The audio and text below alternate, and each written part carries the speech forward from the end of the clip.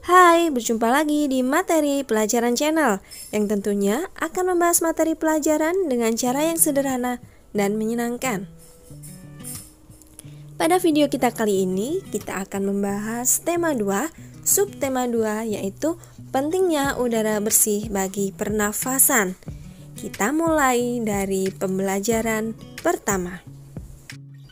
Pada pembelajaran pertama, kita akan mempelajari tentang faktor-faktor penyebab gangguan pernafasan. Selain itu, kita juga akan mempelajari tentang penggunaan kata tanya. Mari kita pelajari bersama Ibu Guru. Siang itu, Siti, Dayu, dan Edo berjalan bersama sepulang sekolah. Mereka berjalan sepanjang tepi jalan raya. Tiba-tiba, sebuah mobil melewati mereka.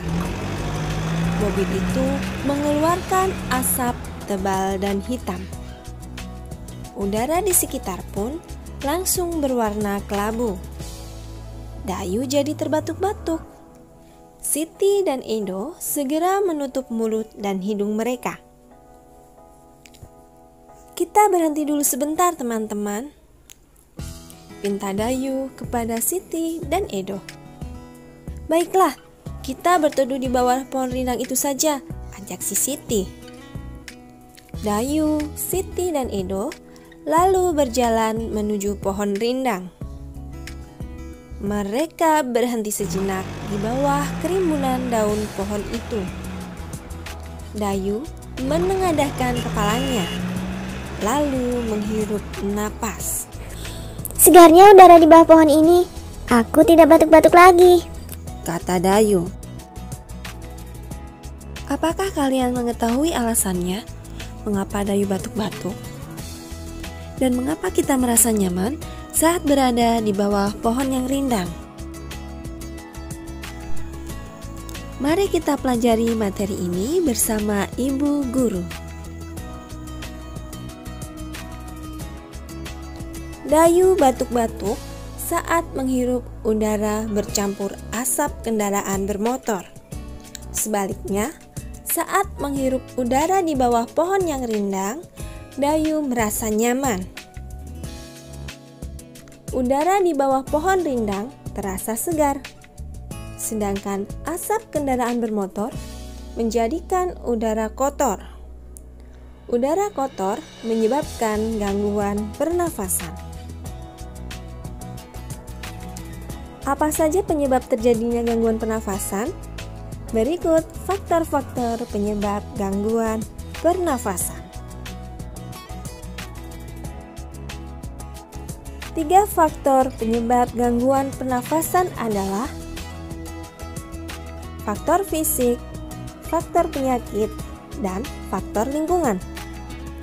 Mari kita bahas faktor-faktor tersebut satu persatu. Yang pertama adalah faktor fisik. Adanya kelainan pada organ pernafasan dapat menyebabkan gangguan pernafasan. Misalnya, pada bayi terlahir dini atau prematur, organ pernafasannya mungkin belum sempurna sehingga memerlukan alat bantu pernafasan. 2. Faktor penyakit. Banyak penyakit menyebabkan gangguan pada pernafasan. Misalnya, influenza, asma, bronkitis, emfisema, dan kanker paru-paru.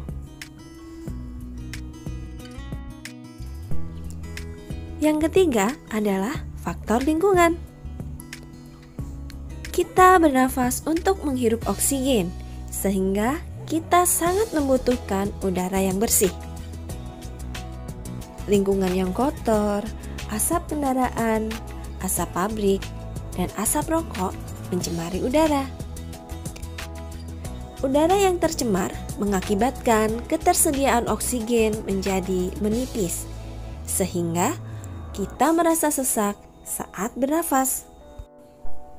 Setelah menyimak video pembelajaran ini, tentunya kamu telah mengetahui berbagai penyebab gangguan pada pernafasan manusia. Di antaranya adalah karena faktor fisik, faktor penyakit, dan faktor lingkungan.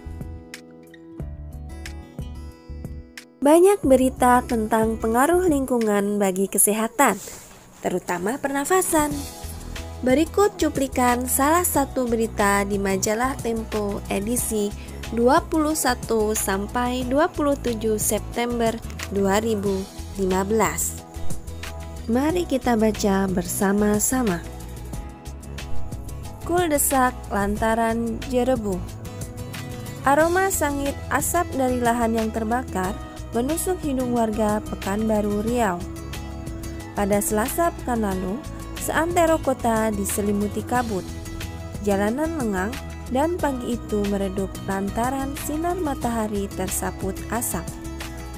Kebanyakan penduduk memilih tetap tinggal di rumah. Meski begitu, asap tetap masuk lewat ventilasi. Tak ada lagi tempat berlindung, di rumah saja sudah tak aman, ujar Asep Dadan Muhanda kepada Tempo. Khawatir terhadap kesehatan dua anaknya yang masih kecil, pria 34 tahun itu memboyong keluarganya keluar kota.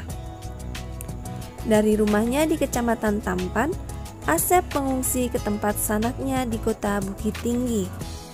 Apalagi, sekolah dasar anak sulungnya diliburkan hingga waktu yang tak pasti. Hampir semua sekolah di Pekanbaru telah diliburkan sejak awal September lalu. Langkah meninggalkan Riau untuk sementara waktu memang tepat. Menurut pantauan satelit Terra dan Aqua milik Badan Antariksa Amerika Serikat atau NASA, angin membawa asap kebakaran lahan dari Sumatera Selatan dan Jambi ke Riau. Itu berarti asap akan terus menumpuk di Riau jika tidak ada penanganan. Asap pembakaran jelas berbahaya karena mengandung partikel kimia yang tak cocok bagi tubuh manusia. Ada partikel kasat mata dan partikel tak kasat mata. Partikel kasat mata berupa debu. Partikel tak kasat mata berupa sulfur dioksida, karbon monoksida, nitrogen dioksida, dan ozon. Jika seluruh partikel melebihi 350 part per million atau ppm, akan timbul penyakit. Indeks pencemaran udara di Riau mencapai level 710 ppm. Ini berarti petaka bagi penduduk. Terbukti jumlah pengidap gangguan pernafasan tinggi. Dinas Kesehatan mencatat ada 26.000 lebih pengidap infeksi saluran pernafasan akut atau ISPA, 3.000 lebih penderita iritasi mata dan kulit, 1.200 penderita asma, serta 500 pengidap pneumonia. Dari bacaan Kuldesak lantaran Jerebu yang dikutip dari majalah Tempo edisi 21 sampai 27 September 2015 di atas, sekarang kita akan belajar untuk membuat pertanyaan dengan kata tanya apa, siapa, di mana, bagaimana, dan mengapa. Sebelumnya, kita harus memahami dulu apa itu pertanyaan. Pertanyaan adalah sebuah ekspresi keingintahuan seseorang akan sebuah informasi yang dituangkan dalam sebuah kalimat tanya. Perlu kalian ingat, dalam penulisan kalimat tanya selalu diakhiri dengan tanda tanya. Kita akan memulai dari kata tanya yang pertama, yaitu kata tanya apa. Penggunaan kata tanya apa digunakan untuk menanyakan segala sesuatu yang berkaitan dengan isi atau pokok bahasan. Contohnya adalah, apa penyebab asap di Riau? Jawabannya, Penyebab asap di Riau adalah kebakaran hutan. Kata tanya yang kedua adalah siapa? Kata tanya siapa digunakan untuk menanyakan orang atau pihak yang terlibat. Contohnya adalah siapa nama narasumber yang memboyong keluarganya keluar kota dalam berita tersebut? Jawabannya adalah narasumber yang memboyong keluarganya keluar kota dalam berita tersebut bernama Asep Dadan Muhanda. Dalam pertanyaan ini, maka informasi yang diperoleh adalah nama orang. Kemudian, kata tanya yang ketiga adalah kata tanya di mana. Penggunaan kata tanya di mana digunakan untuk menanyakan tempat berlangsungnya suatu peristiwa. Contoh pertanyaannya adalah, di mana kebakaran hutan terjadi? Jawabannya adalah, kebakaran hutan terjadi di Sumatera Selatan dan Jambi. Lalu berikutnya adalah penggunaan kata tanya bagaimana. Kata tanya bagaimana digunakan untuk menanyakan cara atau proses pengerjaan sesuatu. Contoh pertanyaan dengan menggunakan kata tanya bagaimana adalah, bagaimana upaya penduduk Riau menyelamatkan diri dari bahaya asap? Jawabannya adalah, sebagian penduduk Riau keluar wilayah sementara waktu untuk menyelamatkan diri dari bahaya asap.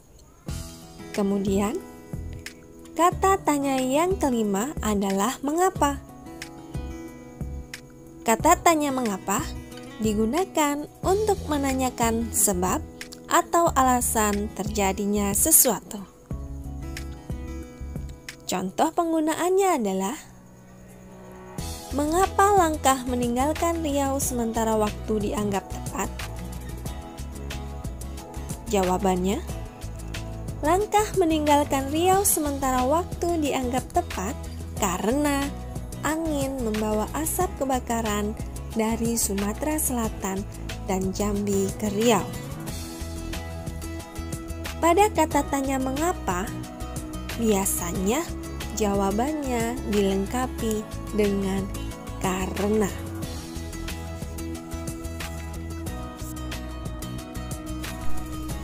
Setelah pembahasan tentang penggunaan kata tanya seperti apa, siapa, di mana, bagaimana, dan mengapa, tentunya sekarang kalian telah mengerti bagaimana cara menggunakannya dalam pembuatan kalimat tanya. Nah, sekarang giliran kalian untuk mencobanya sendiri. Selamat mencoba. Dan sampai di sini video kita kali ini. Sampai jumpa di video selanjutnya. Tetap semangat belajar. Terima kasih. Jangan lupa like dan subscribe.